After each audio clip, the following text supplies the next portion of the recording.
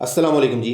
حالات ود نوشیروان کے ساتھ حاضر ہوں، اور جیسا کل آپ کو بتایا تھا کہ سعید چودھری صاحب اپنی کچھ ذاتی نجی مصروفیات کی وجہ سے میرے ساتھ موجود نہیں ہیں، تو آج پھر میرے ساتھ موجود ہیں سوشل میڈیا ایکٹیوسٹ نور اللہ صاحب. السلام علیکم سر. وعلیکم السلام. کیسے ہیں؟ ٹھیک ہیں آپ؟ شکر. سر کل پی ٹی ایم نے کچھ بڑے فیصلے کر لیے ہیں. انہوں نے کہا جی عمران خان تو جانا ہی پڑے گا ہر صورت، اور فوج کا کردار بھی سیاست سے ختم. دیکھیں، ہم نے کل بھی بات کی تھی کہ پی ڈی ایم یا اس طرح کی کوئی بھی جب تحریک چلتی ہے یا اپوزیشن کا کوئی الائنس بنتا ہے، ہاں جی، تو اس کا مقصد یہی ہوتا ہے کہ وہ جو موجودہ حکومت ہو اس کو کسی طرح گھر بھیجا جائے. تو اس پی ڈی ایم الائنس کا بھی جو اپوزیشن کا الائنس ہے اس کا بھی مقصد یہی ہے، وہ یہی بات کہہ رہے ہیں. تو یہاں تک تو ان کا بات بالکل ٹھیک، ان کی بات، ان کا مطالبہ ان کے طرف سے بالکل ٹھیک ہے. انہیں یہی مطالبہ کرنا چاہیے اور وہ یہی مطالبہ کر رہے ہیں شد و مت کے ساتھ، زور کے ساتھ. اس کے لیے انہوں نے اپنی اسٹریٹ پاور کا بھی مظاہرہ کیا، مختلف شہروں میں بڑے بڑے جلسے بھی کر لیے اور فیوچر پلان بھی بنا رہے ہیں جس میں لانگ مارچ تک بھی شامل ہے. بالکل. جہاں تک دوسرا ایلیمنٹ آ جاتا ہے جو مولانا فضل الرحمان جو زبان استعمال کر رہے ہیں اسٹیبلشمنٹ کے حوالے سے، یقیناً فوج کا یا کسی اور طاقت کا کوئی اور کردار نہیں ہونا چاہیے فوج میں، اور یہ سب مانتے ہیں تمام پولیٹیکل پارٹیز بھی، اور خود اسٹیبلشمنٹ کی طرف سے بھی یہی ہوتا ہے کہ ان کا کوئی اس میں رول نہیں ہے سیاست میں. تو بات ٹھیک ہے یہاں تک، لیکن مجھے یہ نہیں سمجھ آتی کہ جو گرینڈ نیشنل ڈائلاگ ہو رہا ہے وہ کس کے ساتھ ہونا ہے. مریم بی بی بار بار یہ کہہ چکی ہیں کہ عمران خان کی کوئی وقت نہیں ہے، وہ انہیں ماننے کو تیار نہیں ہے. تو اگر عمران خان یعنی پولیٹیکل حکومت جو ہے، سیاسی حکومت اس میں شامل نہیں ہوگی، اور اسٹیبلشمنٹ کو بھی آپ سمجھتے ہیں کہ وہ بالکل باہر ہوگی، تو آپ ڈائلاگ کس کے ساتھ کریں گے؟ سر میرا خیال ہے ڈائلاگ تو وہ جس طرح ہمارا آئین موجود ہے، آئین میں ہر ادارے کا اپنا اپنا کردار موجود ہے، تو وہ تو آلریڈی موجود ہے. لیکن اب وہ اس کو مزید واضح کرنا چاہ رہے ہیں کہ اگر اسٹیبلشمنٹ نے سیاست میں یا پارلیمنٹ میں کوئی کردار لینا ہے تو وہ بھی لکھ لیا جائے کہ یار ان کی یہ تجویز. مطلب آپ کی اس بات کا مطلب تو یہ ہے کہ اپوزیشن اس بات کے لیے تیار ہے کہ آئین میں یا کوئی ڈاکومنٹ کر کے اسٹیبلشمنٹ کو کوئی شیئر دے دیا جائے، جبکہ ایسا نہیں ہے بظاہر. لیکن گرینڈ ڈائلاگ جو ہے، میرا خیال یہ ہے کہ انہیں کوئی مناسب اپنا اعتدال پسندی کا مظاہرہ کرنا چاہیے اپنے ٹون میں. مولانا فضل الرحمان کا خاص طور پہ ایشو ہے. میرا خیال ہے کہ باقی اپوزیشن میں ان کی ٹون تھوڑی سی تبدیل ہو جائے گی. گرینڈ ڈائلاگ کے لیے دونوں پارٹیاں تیار ہیں کافی حد تک. پیپلز پارٹی بھی تیار ہو جائے گی جو ابھی نہیں ہے، لیکن نون لیگ کے بھی کچھ لوگ ایسے ہیں جو یہ بات بار بار کرتے ہیں. ہم ایک جو گروپ کی صورت دی جاتی ہے، اکثر لوگ کہتے ہیں کہ شاید شہباز شریف ایک ایسا گروپ ہے جن کے ساتھ کچھ اور بڑے ان کے ساتھی شامل ہیں جو سمجھتے ہیں کہ اسٹیبلشمنٹ کے ساتھ مفاہمت کے ساتھ اور اچھے طریقے کے ساتھ چلا جا سکتا ہے. تو وہ ایک گروپ موجود ہے نون لیگ میں. اسی طرح پیپلز پارٹی بھی جب بات کرتی ہے کہ وہ تصادم کی طرف نہیں جانا چاہتی، اور جیسے کہ گزشتہ دنوں بھی زرداری صاحب نے کہا کہ آپ ہم سے سیکھیں کہ ہم نے کیسے تبدیلی لائے تھے مشرف صاحب کو فارغ کرنے میں. تو ممکن ہے کہ وہ کوئی درمیانی راستہ تلاش کریں بجائے تصادم کے. سر کہیں مولانا صاحب کے سخت سٹانس کے پیچھے کوئی لالچ تو نہیں؟ کیونکہ ان کی اپنی جماعت کے حافظ حسین احمد صاحب رات ایک ٹی وی پروگرام میں کہہ رہے تھے کہ چونکہ نواز شریف نے مولانا صاحب کو یقین دہانی کرائی ہوئی ہے کہ عمران خان کی حکومت جانے کے بعد نئے سیٹ اپ میں آپ صدر ہوں گے.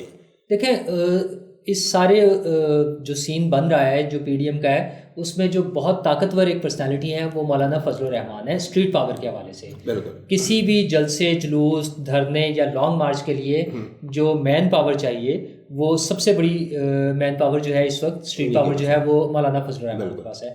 لیکن انفارچونیٹلی جب ہم انتخابی سیاست کی طرف آئیں گے تو ان کا وہ ایریا جو ہے لمیٹڈ ہو جاتا ہے جہاں پہ وہ نشستیں جیت سکتے ہیں. تو اس لیے مولانا صاحب ایک طرف سب سے طاقتور پوزیشن میں ہے تو دوسری طرف سب سے کمزور پوزیشن میں ان تینوں پارٹیوں. تو انہیں ایسی یقین دہانیاں چاہیے کہ انہیں کوئی بڑی سیٹ مل جائے. اس سے پہلے بھی وکی لیکس اور مختلف ذرائع سے پتہ چلا ہے کہ وہ وزیر اعظم کی سیٹ کے لیے کینڈیڈیٹ رہے ہیں. وہ اس ٹائم میں جب بڑے پلیئر موجود نہیں تھے. اب جب نون لیگ اور پیپلز پارٹی دونوں بڑے پلیئر موجود ہیں تو ان کی موجودگی میں وہ پرائم منسٹر کی سیٹ کے لیے تو امیدوار نہیں بن سکتے. تو اس کے لیے سب سے آسان ان کے پاس ٹارگٹ یہ ہے کہ وہ ان دونوں پارٹیوں سے، اور میرا خیال ہے کہ صرف نواز شریف سے ہی نہیں، پی ڈی ایم سے، پیپلز پارٹی سے بھی، وہ پی ڈی ایم کے پلیٹ فارم سے یہ یقین دہانی لینے کی کوشش کریں گے کہ مجھے صدارتی امیدوار یا صدر منتخب کرایا جائے. نئے سیٹ اپ کی صورت میں. اچھا جب انہیں یہ چیز نظر آ رہی ہے تو پھر وہ چاہیں گے کہ یہ فوری طور پر ہو جائے. اس کے لیے وہ کچھ بھی کرنے کو تیار ہیں. استعفوں کے لیے شور مچانا, زور لگانا, پریشرائز کرنا, یہ ساری چیزیں اسی کا حصہ ہے. تو مولانا کی بڑی پرانی خواہش ہے اقتدار کے حوالے سے, اور وہ ایک کامیاب سیاستدان بھی ہیں کہ وہ تھوڑے سے نمبرز کے ساتھ, سیٹوں کے ساتھ ہمیشہ اچھی پوزیشن میں رہے ہیں, حکومت کے ساتھ رہے ہیں, کوئی منسٹر لیول کی پوسٹ انجوائے کرتے رہے ہیں. تو وہ ایک اچھے سمجھدار سیاستدان ہیں. سیاستدان کا اور سیاسی جماعت کا مقصد ہوتا ہے اقتدار حاصل کرنا, مختلف طریقوں سے, انتخابی سیاست سے, جوڑ توڑ کے ذریعے, جیسے بھی ہے. تو اس میں مولانا بڑے کامیاب ایک کھلاڑی ہیں, اور اس حوالے سے وہ جب بڑی پوسٹ کے لیے سوچتے ہیں تو پھر صدر پاکستان کی ایک پوسٹ ایسی پوسٹ ہے جس کے لیے وہ سمجھتے ہیں کہ اب انہیں آ جانا چاہیے اس پوسٹ پر. تو ممکن ہے کہ ایسا بات ہو. اور ویسے میں ذاتی طور پہ سمجھتا ہوں کہ یہ دونوں پارٹی سے وہ ایشورنس لیں گے, کیونکہ اس سارے سیٹ اپ میں جب P D M role play کرے گی, اگر پی ڈی ایم کا رول ہے عمران خان کو گھر بھیجنے میں اور سیٹ اپ چینج کرنے میں, تو پی ڈی ایم کے سربراہ جو سب سے اگریسو اور اسٹریٹ پاور کے حوالے سے سب سے اسٹرانگ پلیئر ہیں, انہیں کیا ملے گا؟ تو وہ یقیناً صدارت کی ہی ایک سیٹ ایسی بچتی ہے جو جس کے لیے وہ فائٹ کر سکتے ہیں. ٹھیک ہے. دوسرا سر, کل عمران خان صاحب کے انٹرویو میں بڑی دھوم مچائی ہے کامران شاہد کے ساتھ. اس میں انہوں نے ایک نئی بات کر دی. انہوں نے کہا جی میرے پہ الزام لگتا ہے کہ فوج میری پشت پناہی کر رہی ہے.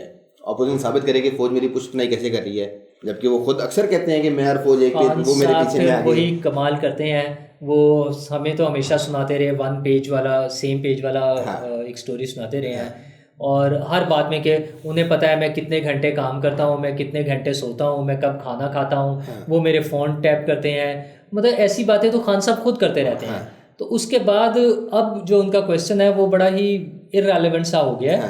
تو یہ تو ایسی اپوزیشن کی طرف سے تو یہ الزام تھا ہی, لیکن عمران خان صاحب نے اس کو بڑا پختہ کیا ہے. انہوں نے اس کو انڈورس کیا ہمیشہ کہ ہاں ایسے ہی ہے, اور اپنی باتوں کے ذریعے. اچھا, جو کہ اچھی بات نہیں تھی نہ ان کے لیے نہ اسٹیبلشمنٹ کے لیے کہ وہ اس طرح کی بات کریں فوج کے حوالے سے کہ فوج میرے ساتھ ہے اور فوج مجھے چلا رہی ہے. لیکن انہوں نے یہ امپریشن جان بوجھ کر شاید یہ امپریشن دیا ہے, اور اس کو بڑا پکا کیا لوگوں کو کہ ہاں جی میں تے فوج دے سر تے چلنے ہوں, یا فوج میرے ساتھ ہی ہے بس اکیلے کے ساتھ. جبکہ فوج ایک ادارہ ہے اس ملک کا, اور وہ اس ملک کے ساتھ اور اس ملک کے آئین کے ساتھ اور آئین میں جو انہیں ذمہ داریاں تجویز کی گئی ہیں اس کے مطابق کام کرنے والا ادارہ ہے. لیکن عمران خان صاحب نے بار بار یہ ثابت کرنے کی کوشش کیا ہے, یہ باور کرانے کی کوشش کیا لوگوں کو کہ فوج صرف میرے ساتھ ہے. اگرچہ اس میں ان کا بڑا, جو میں نے ابھی کہا کہ وہ بڑا نیگیٹو سی بات آتی تھی کہ جب وہ یہ کہتے ہیں کہ انہیں پتہ ہے میں کتنے گھنٹے کام کرتا ہوں, انہیں پتہ ہے کہ میں ایماندار ہوں, انہیں پتہ ہے وہ میری فون ریکارڈ کرتے ہیں. وہ تاثر یہ دیتے ہیں کہ لوگوں کے ووٹ سے نہیں, وہ سلیکشن سے ہیں, بالکل غیر ضروری چیزیں تھیں. یہ خود انہوں نے اپنا ایک تاثر قائم کیا ہے. تو اب اگر وہ بن گیا ہے تو اب شاید وہ اس کو تبدیل کرنا چاہ رہے ہیں, لیکن میرا نہیں خیال کہ اب وہ اس طرح سے تبدیل ہو سکتا ہے. اب تو خیر تبدیلی شاید بڑی ہی ہو, اس میں وہ خود ہی تبدیل ہو جائیں تو پھر شاید کوئی تبدیلی آئے. اچھا, بڑی تبدیلی سے متعلق ایک اور معاملہ, یہ شہباز شریف صاحب کی رہائی کی خبریں بھی چل رہی ہیں. اعجاز الحق صاحب کہتے ہیں جی جلد وہ رہا ہونے والے ہیں اور رہائی کے بعد نون میں سے شین نکل جائے گی, کنفرم. اچھا, اعجاز الحق صاحب بھی ان کا بھی امپریشن ایسا ہے کہ وہ ان حلقوں سے بڑا قریب ہیں جو کہ مقتدر حلقے سمجھے جاتے ہیں. تو اگر اعجاز الحق صاحب ان کے قریب ہیں, اور اعجاز الحق صاحب نواز شریف کے بھی ساتھ رہے ہیں اور ان کی ہی پارٹی کی طرف سے الیکشن لڑ کر, اور خیر وہ جو بھی حکومت ہو جائے, جو بھی حکومت ہو وہ اس حکومت سے ہی ٹکٹ لے کر الیکشن لڑتے ہیں. وہ اپنی الگ سے کہنے کو تو وہ اپنی پارٹی کے صدر ہیں, لیکن وہ ایک سیٹ کی پارٹی ہے, اور وہ بھی کسی بڑی پارٹی سے ٹکٹ لے کر پھر ہی یا ان کے ساتھ الائنس کر کے پھر اپنی سیٹ جیت سکتے ہیں. اور ابھی انہوں نے جو باتیں کی ہیں وہ 2 چیزیں کی ہیں. ایک تو شہباز شریف صاحب کے حوالے سے, لیکن یہ وہ ٹریڈیشنل یا پرانی سازشی تھیوری جس کو ہم کہتے ہیں کہ شہباز شریف صاحب ایک الگ ہو جائیں گے, جو حکومتی ورژن بھی ہے کہ نون میں سے شین نکل جائے گی, تو وہ اسی طرح کی بات ہے. اچھا, اس کو شہباز شریف صاحب نے بھی شروع سے یہ کوشش کی ہے کہ ان کا یہ تاثر قائم رہے.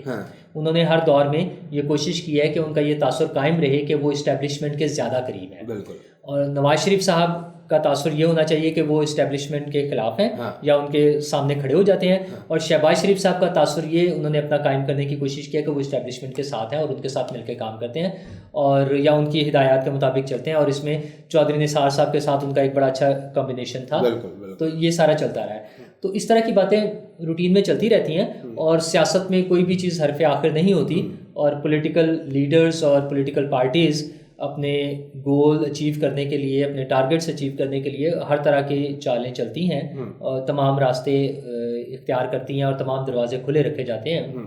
اعجاز الحق صاحب نے دوسری بات بھی کی ہے کہ خلیجی ممالک کے ساتھ نواز شریف صاحب کے تعلقات, تو اس میں کوئی شک نہیں ہے, ان کے تعلقات بڑے اچھے رہے ہیں. اور مشرف صاحب کے دور میں جب وہ سعودی عرب چلے گئے تھے اور اس میں کئی خلیجی ممالک نے رول پلے کیا, سعودی عرب میں تو وہ جا کے رہے لیکن باقی ممالک نے بھی اس میں رول پلے کیا, تو وہ ہمیں نظر آتا ہے کہ نواز شریف صاحب کے ساتھ ان کے تعلقات اچھے تھے. اور اب پچھلے کچھ دنوں میں پھر یہ افواہیں گرم تھی کہ نواز شریف صاحب سعودی عرب جا رہے ہیں شاید, اور وہ عمرے کے. لیکن اب تو برطانیہ نے ان کی مشکل آسان کر دی, انہوں نے کوئی ٹینشن نہیں, آپ کا ویزا ایکسپائر ہو جائے, پاسپورٹ ختم ہو جائے, تب بھی آپ ہمارے مہمان ہیں, یہ 18 مہینے کی توسیع ہم آپ کو ویسے دے دیں گے. ویسے بھی اس لیول پہ جب لیڈرز ہوتے ہیں ان کے یہ مسائل نہیں ہوتے کہ ان کے ویزے میں ایکسٹینشن ہونی ہے یا ان کے پاسپورٹ کی ایکسٹینشن, یہ ان کے مسائل نہیں ہوتے. یہ تو اگر حکومت کوئی اس طرح کا سٹیپ کرے گی تو وہ ممکن ہے کہ ہماری حکومت کے لیے ہی کچھ مشکلات بنیں.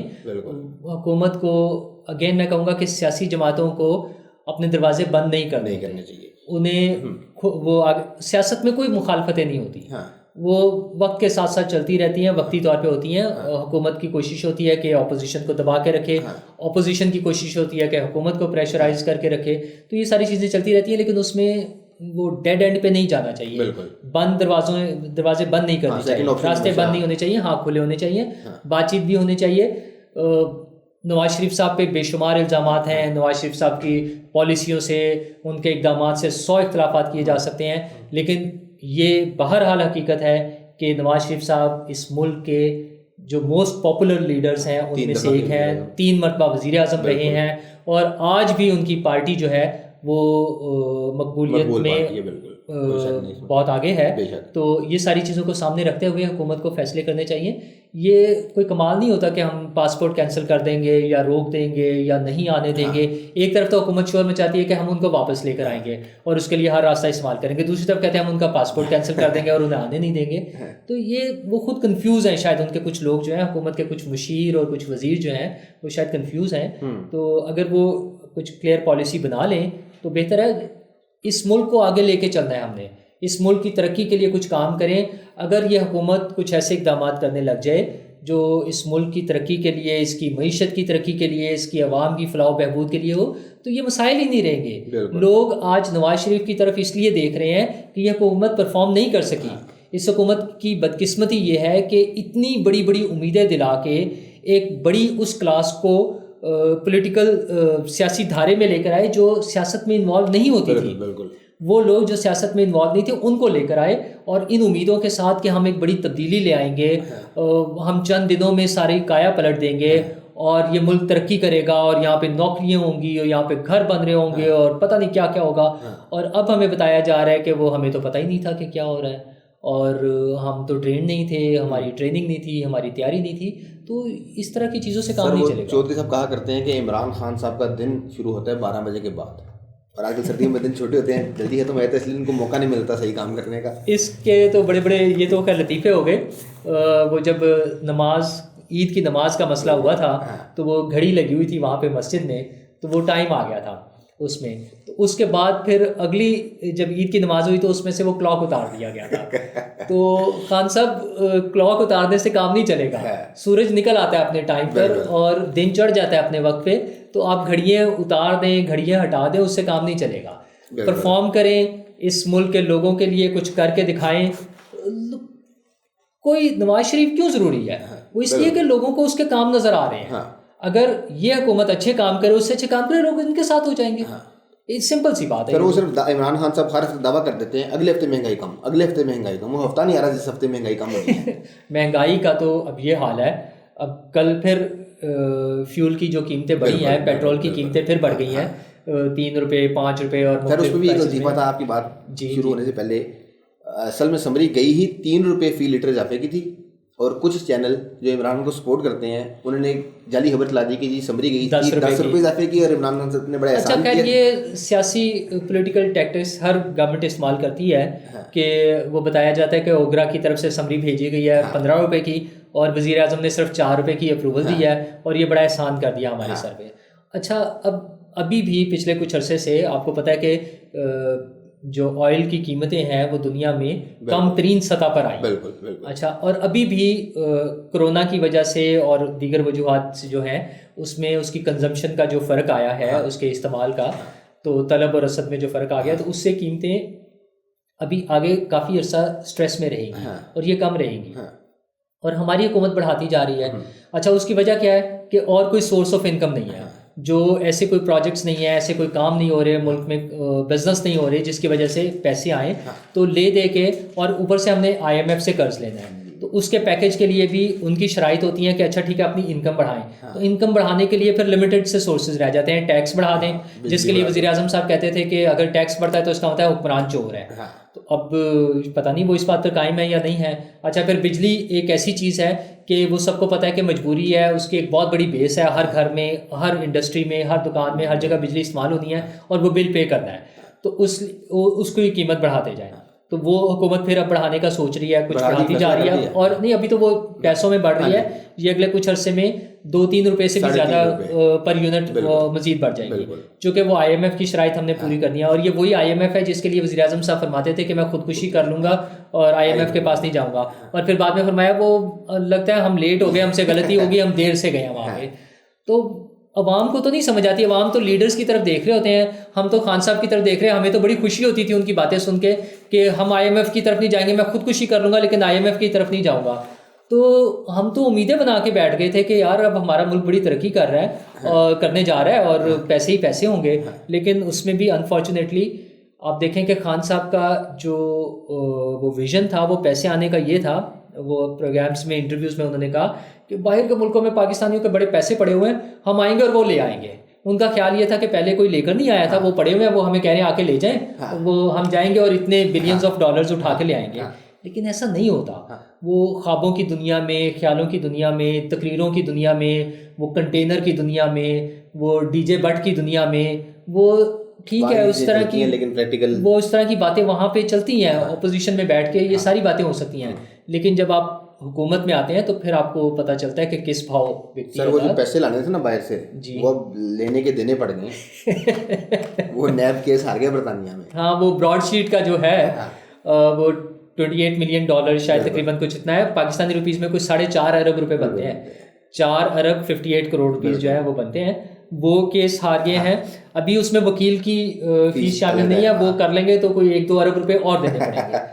تو اچھا لیکن یہ بھی کیا ہمارا المیہ ہے کہ ہم ان لوگوں کو پتہ نہیں ہمارا کوئی ادارہ ایسا ہے جو ان کو پکڑے, جو اس کے ذمہ دار تھے, جنہوں نے یہ ایک بیوقوفانہ فیصلہ کیا کہ ایک ایسے ادارے سے رابطہ کیا کہ پاکستانیوں کے بیرون ملک اثاثے جو ہیں وہ ڈھونڈ کے دیں ہمیں. اچھا اور پھر وہ کسی کے بھی نہیں ملے.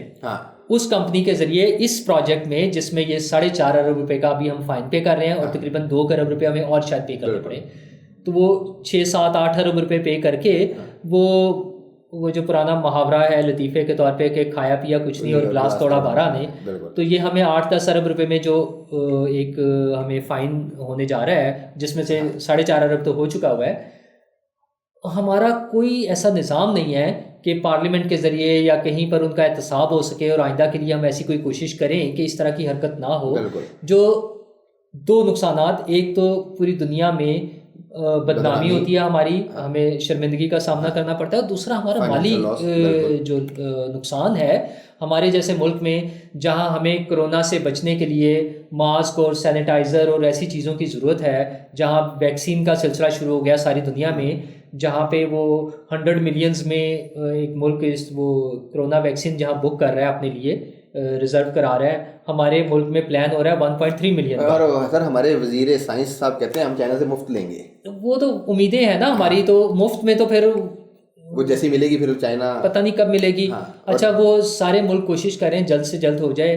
ہمارے یہ سائنس کے وزیر صاحب نے تو بڑی بڑی باتیں ہمیں سنائی ہوئی ہیں. انہوں نے تو ہمیں کچھ عرصہ پہلے بتایا تھا کہ ہم وینٹیلیٹرز باہر کی دنیا کو بھیجنا شروع کر دی ہیں. اللہ تعالیٰ بچائے ہمیں. ابھی جو حالات چل رہے ہیں آج کل, اگر یہ تھوڑے سے خراب ہوئے تو مجھے نہیں لگتا کہ ہم اتنے آسانی سے ان ساری چیزوں کو مینیج کرنے کی پوزیشن میں ہوں گے. بالکل. تو یہ جو براڈ شیٹ والا کیس ہے جس میں 4.5 ارب روپے کا لاس ہوا ہے ہمیں, فائن ہوا ہے ہمیں جو ہم پے کر رہے ہیں, اس سے پہلے ریکوڈک کا جو ہے وہ 6 ارب ڈالر کا کیس ہے, ٹھیک ہے, جس میں ہمارے اثاثوں کو منجمد کرنے کی کارروائی شروع ہوئی ہے. تو اچھا وہ ایک عدالتی فیصلے کی وجہ سے تھا.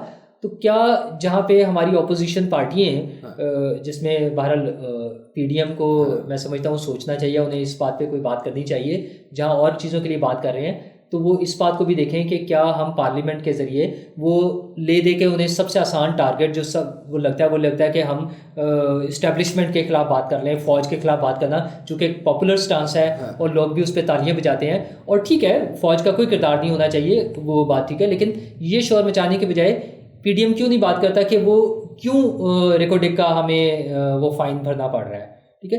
جب اسٹیٹ نے کوئی چیزوں کے لیے گارنٹی دی ہے اور ایک پلان ہوا ہے تو وہ اسٹیٹ کے ذریعے اسٹیٹ آرگن جس میں سب سے بڑا پارلیمنٹ ہے اس کی بجائے ایک عدالتی فیصلے کی وجہ سے اگر ہمیں اتنا بڑا لاس ہو رہا ہے تو وہ ہمیں سوچنا چاہیے کہ کیوں ہوا ہے, اور کیا ہم کوئی ایسے اسٹیپس لے رہے ہیں کہ مستقبل میں ہم اس طرح کے کسی نقصان سے بچ سکیں. تو پی ڈی ایم کو میں اس لیے کہہ رہا ہوں کہ وہ سیاسی جماعتیں جو اس ملک کا مستقبل ہیں, جو سمجھتی ہیں کہ مستقبل میں انہوں نے اس ملک پہ حکومت کرنی ہے اور جس کے لیے وہ سمجھ رہے ہیں کہ انہیں ریفارمز کرنی ہے, انہیں ایک نیا انفراسٹرکچر بنانا ہے جس میں وہ اس لیول پر اتنا بہادر بن کے دکھا رہے ہیں کہ وہ اسٹیبلشمنٹ کے مقابلے میں کھڑے ہیں اور وہ کہتے ہیں کہ ہم ان کو نہیں آنے دیں گے, ان کا کوئی رول نہیں ہوگا, تو ان کو ایٹ دا سیم ٹائم انہیں ان چیزوں کو بھی ایڈریس کرنے کی ضرورت ہے. بالکل. کہ یہ معاملات جو ہیں یہ کیسے مینیج ہوں گے, اس میں بھی پارلیمنٹ کا کیا کردار ہوگا, عوامی نمائندوں کا کیا کردار ہوگا, اور اسٹیٹ کے طور پہ ہمارے ملک کا اور ہماری حکومت کا کیا کردار ہونا چاہیے تاکہ مستقبل میں ہم اتنے بڑے ہیوج لاسز سے بچ سکیں اور اس امبیرسمنٹ سے بچ سکیں. سر باتیں آپ بڑی اچھی کر رہے ہیں لیکن یہ سارے کام ہیں بڑے مشکل. ابھی فی الحال تو کوئی امید نہیں ہے. حکومتوں نے ہی مشکل کام کرنے ہوتے ہیں نا. میں اور آپ اس لیے بات کر رہے ہیں کہ ہم ان لوگوں کو ووٹ دیتے ہیں اور پھر ہم سمجھتے ہیں کہ یہ ہمارے آواز ہیں, یہ ہمارے بہاف پر جب پارلیمنٹ میں بیٹھتے ہیں, صوبائی اسمبلی میں, قومی اسمبلی میں, سینٹ میں, یہ ہمارے نمائندے جب بیٹھتے ہیں تو انہوں نے ہمارے مسائل کو حل کرنا ہے, تو ہم اس لیے شور مچاتے ہیں. ہم وزیر اعظم نہیں ہیں, یہ تو عمران خان صاحب کا کمال ہے نا کہ وہ وزیر اعظم ہوتے ہوئے بھی مسائل کی بات کرتے ہیں. امید چھوڑ دیں کہ یہ آپ کے مسائل حل کریں گے. ابھی 2 ہفتے پہلے عمران خان صاحب فیصل آباد گئے ہوئے تھے, وہاں پہ ایک ایم پی اے نے اپنے کچھ مسائل بتانے کی کوشش کی. عمران خان صاحب نے شٹ آف کال دے دی. میں نے کہا میں تیرے مسائل سننے نہیں آئے, میں جڑے کم آیا وہ کراں گا. میرے وہاں پہ اچھا, میں اس میں تھوڑا سا خان صاحب کے حوالے سے تو مسئلہ یہ ہے کہ وہ خود بھی مانتے ہیں ان کی تیاری نہیں تھی, ان کی اصل میں پولیٹیکل ٹریننگ نہیں ہے. وہ اپنے آپ کو آج بھی کرکٹ کا کھلاڑی سمجھتے ہیں. ان کی ہر بات کرکٹ کے اسٹیڈیم سے سٹارٹ ہوتی ہے, وکٹیں لیتے ہوئے اور چھکے مارتے ہوئے اور باؤنڈری کراس کرتے ہوئے گزرتی ہے, اور وہ ٹیم کی سلیکشن اور وہ ورلڈ کپ سے باہر نہیں نکل سکے. اچھا, تو اس لیے ان سے تو مجھے زیادہ امید نہیں ہے. اور لیکن جو پولیٹیکل پارٹیز جن پہ خان صاحب الزام لگاتے ہیں کہ موروثیت اور خاندانی نظام, تو بھائی اگر نواز شریف صاحب اور اس کے بعد ان کے بچوں نے اس پہ حکومت کرنی ہے اس ملک پہ, اور آصف زرداری صاحب اور اس کے بعد ان کے بچوں نے اس ملک پہ حکومت کرنی ہے, اور جس کے لیے لوگ ووٹ دیتے ہیں انہیں, اور جب لوگ ووٹ دے رہے ہیں تو پھر کسی کو کیا اعتراض ہو سکتا ہے؟ اگر لوگ دیکھیں, ضیاء الحق صاحب کے صاحبزادے اعجاز الحق صاحب اپنی ایک سیٹ نہیں جیت سکتے, تو خاندانی سیاست ایشو نہیں ہے. لوگ اگر انہیں ووٹ دے رہے ہیں تو ہم ان سے امید رکھتے ہیں کہ وہ ہمارے مسائل کو حل کرنے کے لیے ہم آواز اٹھاتے ہیں. ہم عوام کے بہا پر اور اپنی سوچ کے مطابق جو آواز اٹھاتے ہیں, ہم سمجھتے ہیں کہ ہمارے نمائندے یہ سیاسی جماعتیں ہمارے لیے بات کریں گی. وہ جب ووٹ کو عزت دو کا نعرہ لگاتے ہیں اور اس کے لیے عوام کو موٹیویٹ کرتے ہیں کہ وہ ان کے لیے لڑیں, اس کے لیے آگے آئیں, تو ووٹ کو عزت دے کر, میرا ووٹ کا مطلب یہ ہے کہ میرے ووٹ کا مقصد صرف یہ نہیں ہے کہ میں نے نواز شریف کو پاور میں لے کر آنا ہے یا میں نے آصف زرداری کو حکومت میں لے کر آنا ہے. تو پھر جو میری بات ہے, جو میرے مسائل ہیں, جو میرے ملک کے مسائل ہیں, جس کے لیے میں پے کرتا ہوں, جو میں ٹیکس دیتا ہوں, تو وہ میرے ٹیکس کے پیسوں پہ اگر کوئی نقصان ہو رہا ہے, اگر وہ کھائے جاتے ہیں, اگر وہ باہر کے ملکوں کو جرمانے کی صورت میں پے کیے جا رہے ہیں اربوں روپے, تو مجھے اس پہ تکلیف ہے. میں اس پہ آواز اٹھا رہا ہوں, اور میں یہ سمجھتا ہوں کہ یہ میرے عوامی نمائندے, یہ جو میرے عوامی لیڈرز ہیں, جو میرے سیاسی لیڈرز ہیں, یہ ان کا کام ہے اس کے لیے بھی کوئی حکمت عملی بنائیں, اس کے لیے کوئی پالیسی بنائیں, اس کے لیے اناؤنس کریں. مجھے احساس ہو کہ انہیں وہ ہمارے مسائل کو دیکھ رہے ہیں اور اس کے لیے کام کر رہے ہیں. سر مشکل ہے, ایسا نہیں ہونا, میرا نہیں خیال نہیں ہوگا تو صحیح. اسی لیے عمران خان صاحب نے اپنی ٹیم میں فردوس عاشق امان کو رکھا ہوا ہے تاکہ آپ ان دکھ دردوں کو بھولنے کے لیے تھوڑی انٹرٹینمنٹ کا سامان بھی ہو. خیر وہ شوگر لگاتی رہتی ہیں, کبھی وہ ٹیلنٹ ہو دیتی ہیں, کبھی ٹائیکوانڈو کے مقابلے میں چلی جاتی ہیں, کبھی مریم کو باکسنگ کا چیلنج دے دیتی ہیں. کل انہوں نے ریسکیو 112 کا موٹل چلا لیا. تو بس سر انجوائے کریں اسی طرح. مطلب دیکھیں وہ خالی صرف ان کی بات ہم نہیں کر سکتے. فردوس عاشق امان صاحبہ کی حکومت نے تو سب سے بڑے تو خود وزیر اعظم صاحب عوام کی منورنجن کا جو انتظام کرتے ہیں عمومی طور پہ, ان کے بیانات اسی قسم کے ہوتے ہیں, اور اس کے بعد ان کے تمام ہی وزراء جو ہیں وہ اسی طرح کے بیانات دیتے ہیں. فیصل باڈا صاحب ہوں, زیدی صاحب ہوں, شیخ رشید صاحب ہوں, وہ سبھی وہ جو ہیں زرتاج گل صاحبہ جو 12 موسم ہوتے ہیں کبھی, اور کبھی کووڈ-19 میں 19 پوائنٹس ہوتے ہیں. تو یہ تو دیکھیں نا وہ کچھ نہیں کر رہے, کم از کم آپ کو سر اسی لیے انہوں نے آپ کے چہروں پہ مسکراہٹ لے آتے ہیں. اور یہ ٹیم, اچھا یہ بھی خیر ہماری خوش فہمی ہے کہ انہوں نے ٹیم رکھی ہے. فردوس عاشق امان صاحبہ اور بہت سے لوگ ایسے ہیں جو انہوں نے نہیں رکھے. اچھا اگر انہوں نے رکھنا ہوتا تو انہوں نے تو شیخ رشید صاحب کے بارے میں بتایا ہوا تھا کہ میں تو انہیں چپراسی بھی نہ رکھوں, لیکن اب وہ انہیں پہلے وزیر ریلوے, وہاں کوئی 100-150 حادثات کرانے کے بعد اب انہیں وزارت داخلہ دے دی گئی ہے.